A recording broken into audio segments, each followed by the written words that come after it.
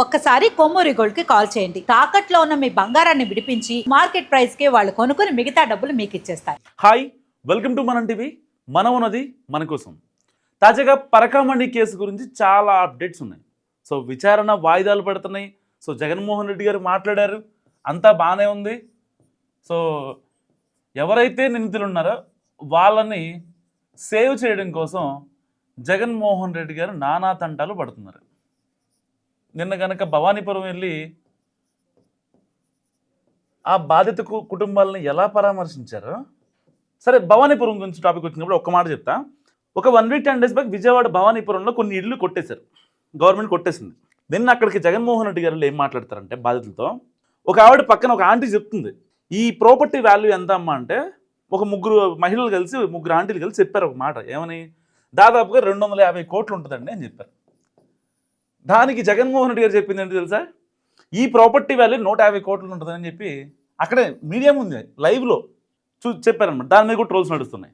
So Jaganmohan Reddy గారు ప్రత్యేకంగా ఈ పరకామణి కేసు అయినా ఇంకొక బాధితుల కేసు అయినా సరే, బాధితులకి పాపం న్యాయం జరగదని వాళ్ళకి కూడా తెలుసు, కానీ చెప్పుకుంటారు. ఎందుకంటే కనీసం జగన్మోహన్ రెడ్డి గారు వచ్చారంటే మనం మీడియాకి వస్తాం, లైవ్ లైట్లోకి వస్తాం, మన బాధ తెలుస్తుందని చెప్పుకుంటారు. సో సేమ్ ఇప్పుడు పరకామణి కేసులో కూడా అదే తంతు నడుస్తుంది. ఎలాగైనా సరే భూమన కరుణాకర్ రెడ్డిని సేవ్ చేయాలని ఒకే ఒక్క ధోరణితో ఇప్పుడు పరకామణి కేసు గురించి ఆయన మాట్లాడారు. మాట్లాడిన తర్వాత ఏమన్నారు? లేదు, ఇది ఒక పెద్ద కేసు ఏం కాదు, ఇది చాలా మిత్ లైట్ అని చెప్పి కొన్ని కీలక వ్యాఖ్యలు చేశారు మీడియా సాక్షిగా. దాని తర్వాత జగన్మోహన్ రెడ్డి గారు ఇప్పుడు నెక్స్ట్ స్టెప్ అంటే ఈవెన్ వైసీపీ పార్టీలోనే చాలామంది దగ్గర వ్యతిరేకత ఏర్పడింది. పరకామణి చిన్న కేసు అంటారేంటి అని చెప్పి చాలామంది మాట్లాడారు. వాళ్ళే మాట్లాడారు. ఇంటర్నల్గా ఓడిపోయిన ఎమ్మెల్యేలు చాలామంది మాట్లాడుకున్నారు. రహస్య సమావేశాలు కూడా పెట్టారు గుడివాడ నూజివీడులో. సో ఇలాంటివి ఈ రిపోర్ట్లన్నీ సజ్జల రామకృష్ణారెడ్డికి తెలియదు కాదు, వైవి సుబ్బారెడ్డికి తెలియదు కాదు, జగన్మోహన్ రెడ్డి గారికి తెలియదు కాదు. ఇలాంటి నేపథ్యంలో ఇప్పుడు పరకామణి మీద హైకోర్టు కీలక వ్యాఖ్యలు చేసింది. అసలు అలా ఎలా అంటారు, చిన్న కేసు అని, అది భక్తుల మనోభావాలకు సంబంధించింది అని చెప్పి చెంప మీద కొట్టినట్టు జగన్మోహన్ రెడ్డి గారికి ఇచ్చిందనమాట. కానీ జగన్మోహన్ సంగతి తెలిసిందే కదా, అసలు ఇలాంటి ఏం పట్టించుకోడు.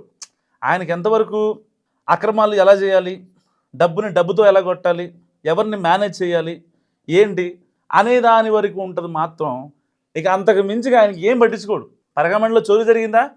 ఇచ్చేసాం, 72,000కి మేము 14 కోట్లు ఇచ్చాం కదా, అవును తప్పేంటి, ఎన్నాళ్ళు ఆ రవికుమార్ ఆ టీటీడీ మీద నమ్ముకున్నాడు, డబ్బులు మొత్తం దొంగతనం చేశాడు, అవును తప్పేంటి అన్నట్టు మాట్లాడతాడు. ఏది ఎన్టీఆర్ సినిమాలో బ్రహ్మానందం మాట్లాడతాడు కదా, అవును ఇన్నాళ్ళు ఆ కుటుంబాన్ని ఆదుకున్నాడు అని చెప్పి. సో అట్లా మాట్లాడతాడు అనమాట. సో ఇలాంటి నేపథ్యంలో పరకామణి మీద ఇప్పుడు హైకోర్టు కీలక వ్యాఖ్యలు చేసింది. ఎట్టి పరిస్థితుల్లో సరే ఇకపై ఎంత మంచి వాళ్ళైనా సరే పరకామణి చేసేటప్పుడు వాళ్ళ బుద్ధి మారుతుంది. ఎందుకు మీరు యంత్రాలు కానీ లేకపోతే పెరుగుతున్న టెక్నాలజీ పరంగా ఏని ఎందుకు వాడుకోరని చెప్పి హైకోర్టు కీలక వ్యాఖ్యలు చేసింది. సో దీని నేపథ్యంలో టీటీడీ ఒక కీలకమైన డెసిషన్ తీసుకునే యోచనలో కూడా ఉంది. అండ్ ఇప్పటిదాకా కేవలం పరకామణిని అంటే ఒక $10 $20 $9 జగన్మోహన్ రెడ్డి గారు చెప్పినట్టు, లేదు దాని వాల్యూ 890 రూపీస్ అని కొంతమంది, జగన్మోహన్ రెడ్డి గారు లేదు 72,000 అని చెప్పి ఆయన. సరే, ఏదైతే జరిగింది మొత్తానికి పరకామణిలో చోరీ జరిగింది. సో ఇది ప్రపంచవ్యాప్తంగా పెద్ద రప్చర్ క్రియేట్ అయింది. ఇలాంటి కాన్సిక్వెన్స్ నేపథ్యంలో మళ్ళీ నెక్స్ట్ లెవెల్ ఇలాంటివి జరగకుండా ఉండాలంటే సో ఎట్టి పరిస్థితుల్లో అక్కడ టీటీడీ ఎంప్లాయీస్ ఉంటారు కాబట్టి వాళ్ళని కాకుండా అవుట్ సోర్సింగ్ ఎంప్లాయీస్ లైక్ దేవుడి కోసం సేవ చేస్తారు కదా, వాళ్ళకి కూడా అనుమతి ఇవ్వండి. వాళ్ళకి అనుమతి ఇచ్చి మీరు పరకామణిలో సేవ చేస్తారు కాబట్టి మీకు లుంగీలు కావచ్చు అలాంటివి తీసేసి రావాలి అని చెప్పి అలాంటి బుద్ధిమాలిన పని చేయకండి అని కోర్టు చివాట్లు పెట్టిందనమాట. ఎందుకంటే గతంలో మనం చూసాం 2019 to 2024 జగన్మోహన్ రెడ్డి గారి టెన్యూర్లో ఈ పరకామణి దగ్గర భూమన కరుణాకర్ రెడ్డి గారు ఒక చిన్న సంస్కరణ దిగొచ్చారనమాట. ఎందుకు టీటీడీ వాళ్ళతో చేయించాలి, బయట వాళ్ళని తీసుకురావచ్చుగా అన్నారు. దానికి కూడా ఒక బిల్లు పెట్టారు అప్పట్లో భూమన కరుణాకర్ రెడ్డి గారు. ఏమైందంటే అప్పుడు లేదు బయట వాళ్ళని తీసుకొస్తే ఇబ్బంది అవుతుంది, వాళ్ళు నమ్మలేమని చెప్పారు. మరి ఇంట్లో ఉన్న వాళ్ళని ఎవరు నమ్మారు? మీ భూమన కరుణాకర్ రెడ్డిని ఎవరు నమ్మారు? మీ తమ్ముడిని ఎవరు నమ్మారు? మీ తమ్ముడు కొడుకుల్ని ఎవరు నమ్మారు? వాళ్ళు వచ్చి టీటీడీ మీద అజమాయిషి చూపిస్తానంటే, దేవుడి కోసం నిజాయితీగా సేవ చేస్తామంటే మాత్రం మీరు నమ్మరు.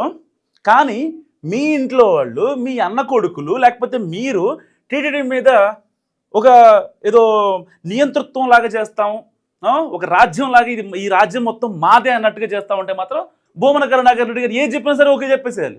దానికి జగన్మోహన్ రెడ్డి గారు తాడేపల్లిలో కూర్చొని చేసేయండి, మీరు చేయించండి, నేను చూసుకుంటా కదా అన్నట్టుగా ఆయన మాట్లాడతాడు.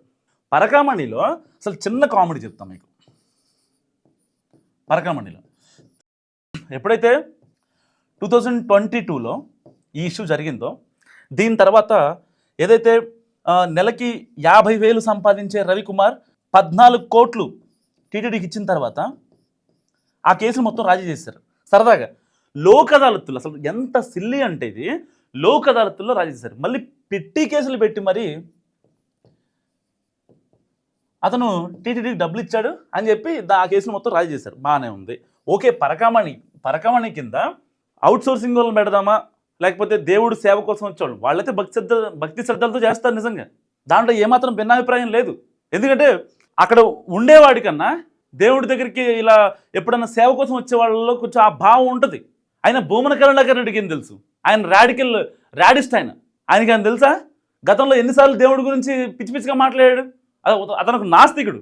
అలాంటి వ్యక్తికి జగన్మోహన్ రెడ్డి గారు వాళ్ళ నాయన మొత్తం ఇద్దరు కలిసి నువ్వు చూసుకో మొత్తం టీటీడీ గురించి, నీ వెనకాల నేనున్నా, ఏం చేస్తావో చేయనట్టుగా చేశారు, చూశారు. ఇప్పుడు జనం చూస్తున్నారు.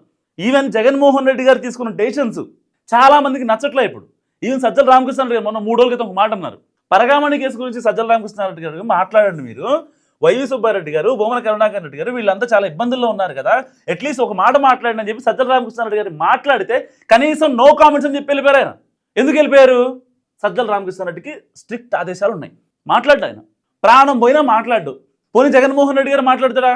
సరదాగా ఇరికిచ్చేసి వెళ్ళిపోయాడు. ఇప్పుడు ఎవరు కొట్టుకోవాల్సింది? ఎవరు బావిలో పడింది? బావిలో పడింది భూమన కరుణాకర్ రెడ్డి.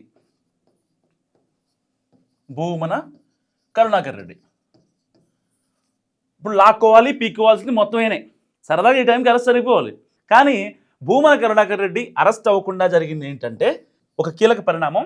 నిన్న ఏదైతే సిఐ సతీష్ కుమార్ ఉన్నాడో, ఈ స్కామ్ని మొత్తాన్ని వెలికి తీసినటువంటి సిఐ సతీష్ కుమార్ అనే వ్యక్తి చనిపోయాడు. దానికి సంబంధించిన పోస్ట్ మార్టం ఇంకా రాలే. దానివల్ల భూమన కరుణాకర్ రెడ్డికి నోటీసులు వెళ్ళలేదు. ఒకవేళ నిన్న గనక హైకోర్టులో సతీష్ పోస్ట్ మార్టం రిపోర్ట్ కనుక వచ్చి ఉంటే సరదాగా భూమన కరుణాకర్ రెడ్డి వాళ్ళ లోపల ఉండేవాడు. చిత్తూరు జిల్లా వైసీపీ నేతలు అందరూ రారులేండి. భూమన కరుణాకర్ రెడ్డి అంటే ఎవరెవరు వస్తారో మీకు తెలుసు, నాకు తెలుసు. నేను ప్రత్యేకంగా పేర్లు చెప్పను. ఇటు పెద్దిరెడ్డి అంటే ఎవరు వస్తారు, అటు చెవిరెడ్డి అంటే ఎవరు వస్తారు, భూమన అంటే ఎవరు వస్తారు, ఇటు రోజా అంటే ఎవరు వస్తారు మీకు తెలియదు కదా. అక్కడ ఉన్న పత్యాపారాలు మీకు ప్రత్యేకంగా చెప్పాల్సిన అవసరం లేదు. సో ఏదేమైనప్పటికీ పరకామణి కేసులో భూమన కరుణాకర్ రెడ్డి మరికొద్ది గంటల్లో, మరికొద్ది రోజుల్లో అరెస్ట్ అవ్వబోతున్నాడు. ఆల్రెడీ జగన్మోహన్ రెడ్డి గారు అంటించారు. ఎక్కడ ఎవరికి అంటించాలో వాళ్ళకి అంటించాడు. చాలా చాలా జాగ్రత్తగా, చాలా నీట్గా గులాబీ మొక్కకి అంటుకట్టినట్టు చాలా ఇదిగా అంటించాడు అనమాట. మీ బాధ మీరు పడండి అన్నట్టుగా ఉన్నాడు అనమాట. సో ఈ విషయం ఇప్పటికైనా వైసీపీ నేతలు అర్థం చేసుకోవాలి. ఏమనుకుంటున్నారు మస్తు కామెంట్ చేయండి. చూస్తూనే ఉండండి మన టీవీ.